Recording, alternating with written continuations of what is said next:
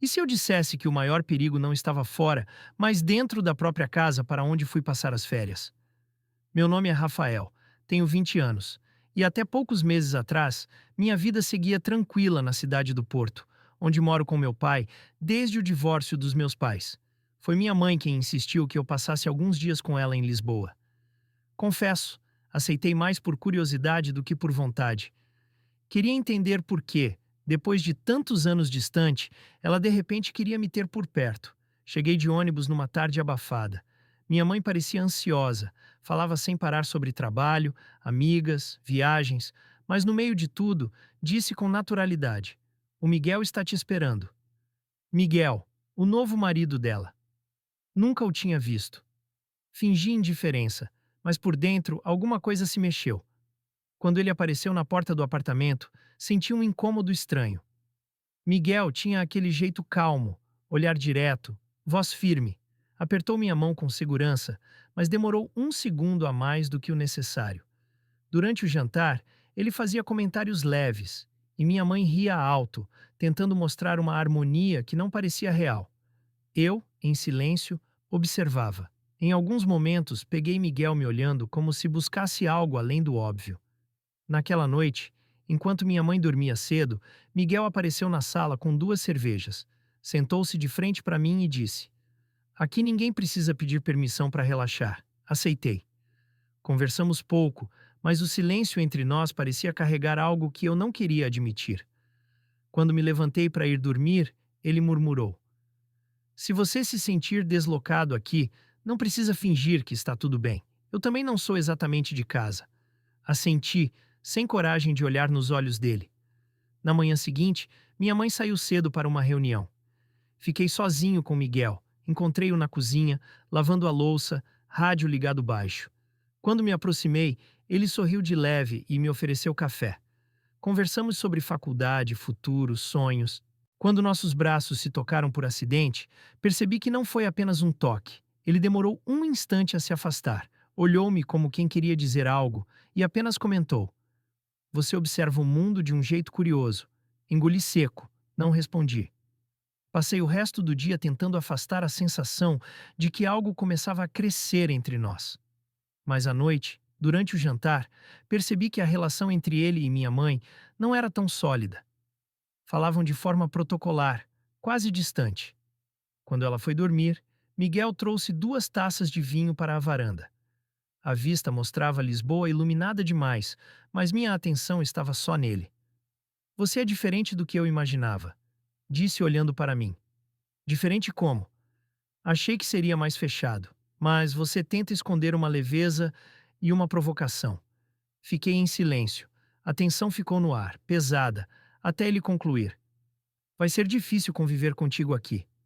"Por quê?" "Porque você me faz pensar em coisas que eu evito." A frase ficou martelando em minha cabeça. Quando fui dormir, soube que uma linha invisível tinha sido traçada. Nos dias seguintes, a presença dele começou a ocupar cada espaço da casa. Minha mãe saía cedo e voltava tarde. Miguel e eu trocávamos conversas rápidas, mas cheias de subentendidos. Um bilhete deixado sobre a mesa, um olhar demorado no elevador, um toque quase acidental no corredor. Até que uma tarde, voltando do banho, esqueci a toalha. Encontrei Miguel no corredor. Ele me olhou fixo, sem dizer nada, e quando peguei a toalha do varal, murmurou: "Você faz isso de propósito?" Meu coração disparou. "E se eu fizer?" Ele respirou fundo, mas não respondeu.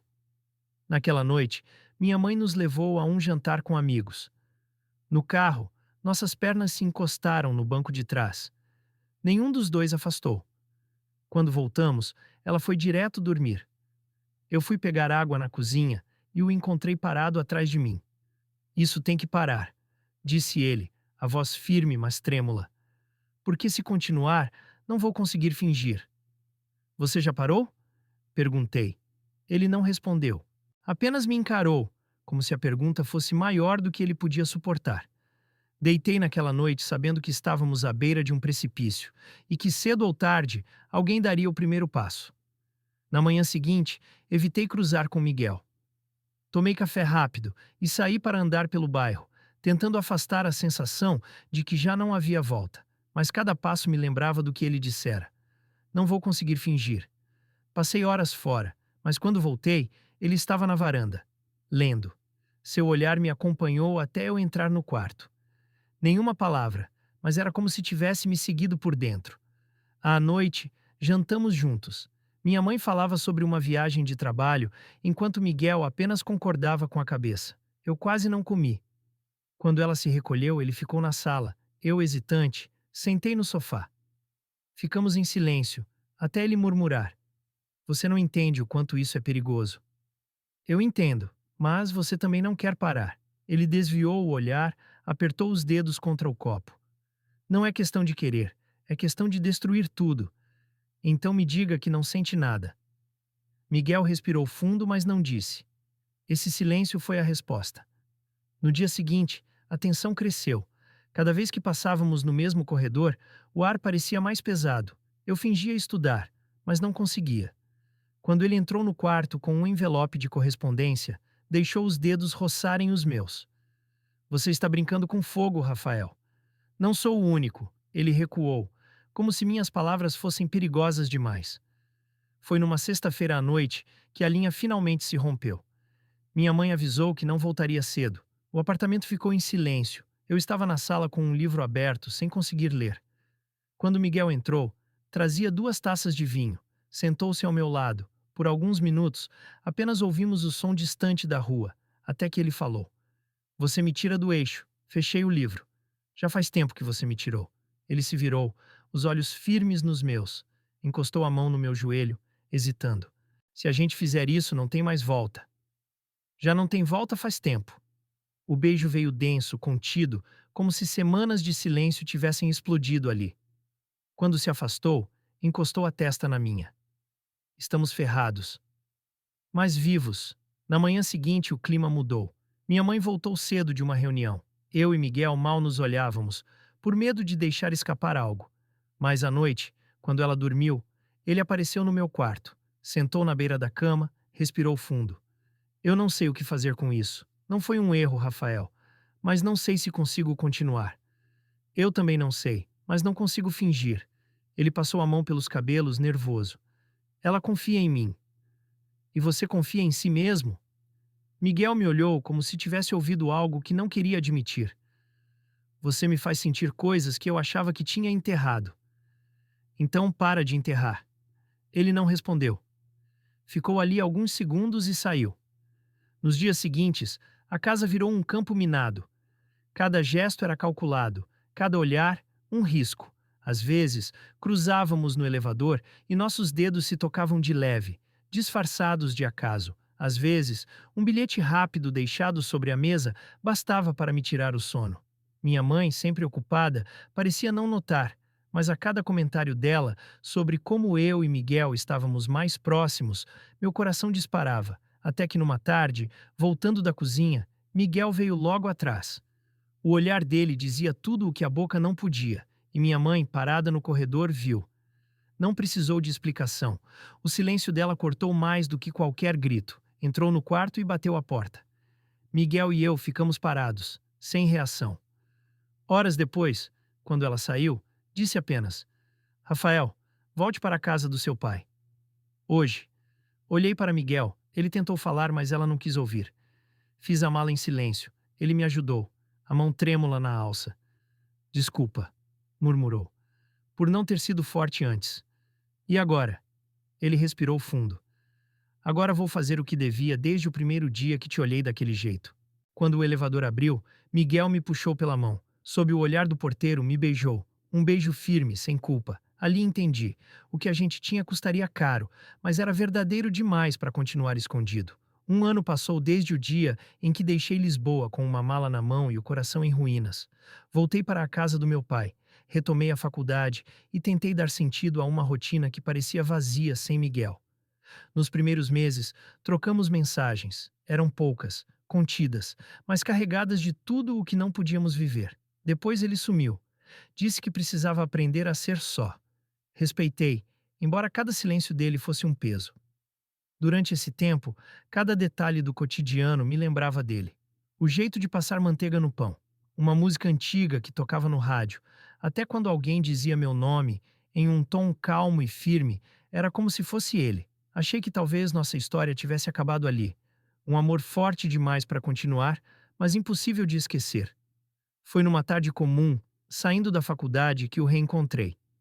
Miguel estava sentado em um banco de praça perto de casa, a barba mais cheia, os olhos menos tensos, mas o mesmo olhar que me desmontava. Sorriu tímido. Estou por aqui uns dias. Senti saudade de ver o mundo com você. Sentei ao lado dele. Nenhum de nós falou por longos minutos. O silêncio já dizia o que precisava. E agora? Perguntei, com medo da resposta. Ele respirou fundo. Agora não precisamos esconder, nem correr. Olhei para ele, tentando acreditar. Você está preparado para o preço? O preço maior já pagamos. Viver sem verdade foi pior que perder tudo. Nos dias seguintes, nos vimos mais vezes. Caminhadas discretas pelo bairro, conversas em cafés afastados. Miguel contou que tinha se separado oficialmente de minha mãe. Não foi fácil.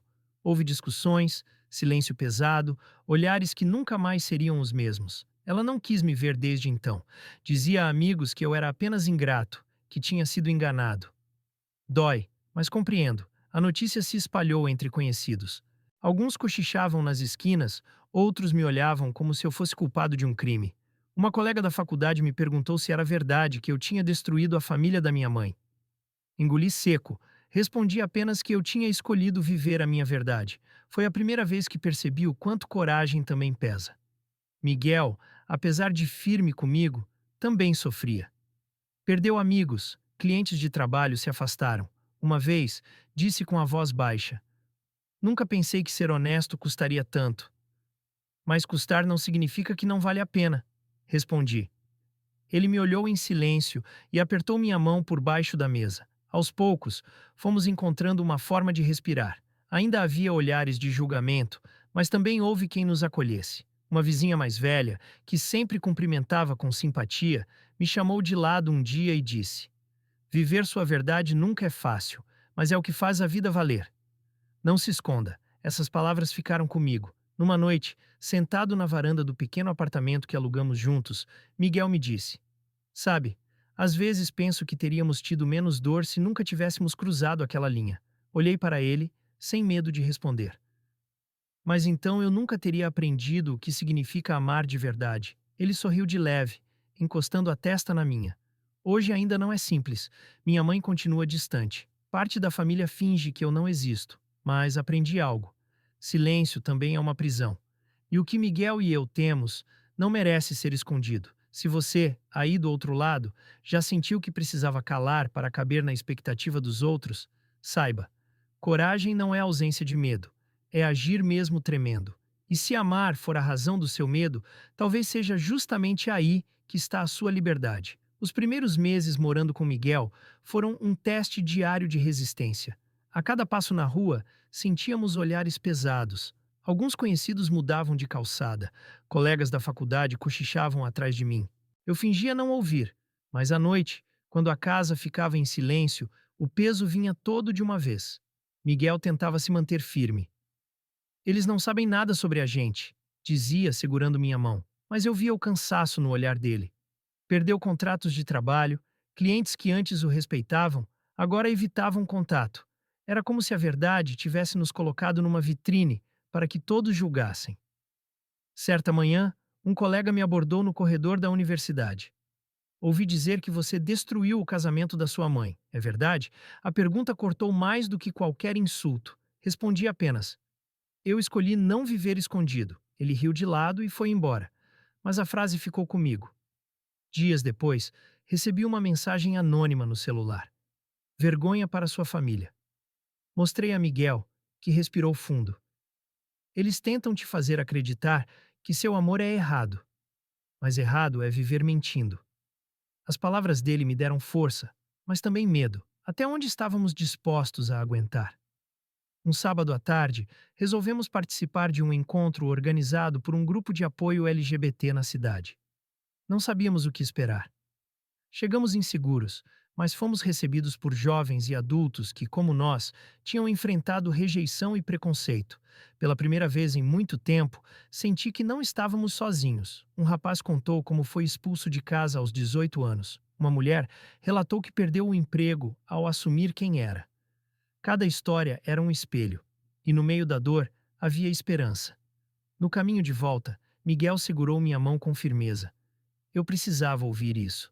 Eu também. Foi ali que entendi. A força que faltava podia vir do simples fato de não sermos os únicos. Na semana seguinte, minha mãe ligou. A voz dela estava fria. Espero que esteja feliz com sua escolha. Estou tentando viver a minha verdade, mãe. Às vezes, a verdade destrói famílias. Às vezes, o silêncio destrói ainda mais. Ela não respondeu, apenas desligou. Miguel me abraçou quando contei. Talvez ela nunca entenda, disse. Doía aceitar isso, mas era a realidade. Com o tempo, decidimos transformar a dor em ação. Começamos a colaborar com o grupo de apoio, ajudando jovens que passavam pelo mesmo que nós. Em uma reunião, um garoto tímido me perguntou: Você não tem medo do que as pessoas dizem? Sorri de leve e respondi: Tenho, mas aprendi que coragem não é não sentir medo, é enfrentar mesmo assim. Ele baixou os olhos, mas viu uma fagulha de esperança ali. As críticas não pararam, mas já não nos definiam. Descobrimos que cada vez que alguém tentava nos calar, havia outros prontos para nos ouvir.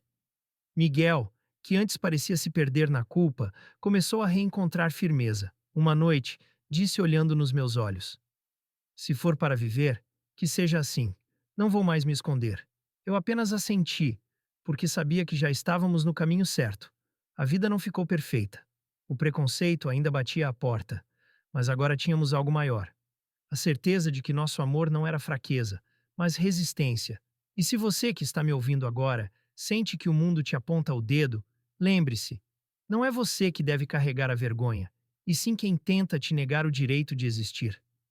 A sua verdade é o que pode mudar sua vida, e talvez a de muitos outros. Um ano depois da decisão de não nos escondermos mais, percebo o quanto a vida mudou. Nem sempre para o lado fácil, mas para o lado verdadeiro. Eu e Miguel seguimos juntos, mesmo quando parecia que o mundo inteiro nos olhava com reprovação. O preconceito não desapareceu, mas aprendemos a enfrentar. Na faculdade, alguns ainda cochichavam, outros se afastaram, mas encontrei também pessoas que me estenderam a mão. Um professor me chamou após a aula e disse: Coragem assim merece respeito. Continue firme. Essas palavras ficaram comigo mais do que todos os olhares de reprovação. Miguel, aos poucos, reconstruiu sua vida profissional. Alguns clientes voltaram, outros novos surgiram. Já não era o mesmo de antes, talvez mais cansado, mas também mais livre. Ele dizia que a liberdade tem um preço, mas que era um preço justo. Um dia, voltando para casa, encontrei minha mãe na porta do prédio. O coração disparou. Ela me olhou em silêncio, depois disse: Nunca pensei que você fosse capaz de enfrentar tanta coisa. Eu também não, respondi. Ela respirou fundo. Ainda não entendo suas escolhas, mas não quero perder meu filho. Não houve abraço, nem lágrimas, mas aquela frase foi suficiente para me dar esperança. Talvez não fosse aceitação total, mas era um começo. Algumas semanas depois, fomos convidados pelo grupo de apoio a falar em um evento aberto. Hesitamos, mas no fim, subimos ao palco. Diante de dezenas de pessoas, contei nossa história. Falei do medo, da culpa, da rejeição, mas também falei do que encontramos. Um amor que nos deu coragem. Quando terminei, o silêncio da plateia foi seguido por aplausos. Vi jovens com os olhos marejados, adultos sorrindo em reconhecimento. Miguel apertou minha mão com força, sussurrou: Valeu a pena. E eu soube que, apesar de tudo, estávamos exatamente onde devíamos estar. Depois do evento, um rapaz se aproximou. Devia ter uns 17 anos. Tremia quando falou. Obrigado. Eu achava que estava sozinho. Coloquei a mão no ombro dele e respondi: Nunca estamos sozinhos, mesmo quando parece. Ele sorriu fraco, mas vi esperança nascer ali. Naquela noite, caminhando de volta com Miguel, senti algo diferente. Não era o fim do preconceito nem o fim da luta, mas era a certeza de que, ao viver nossa verdade, abrimos caminho para outros. Você percebe? Perguntei. O quê?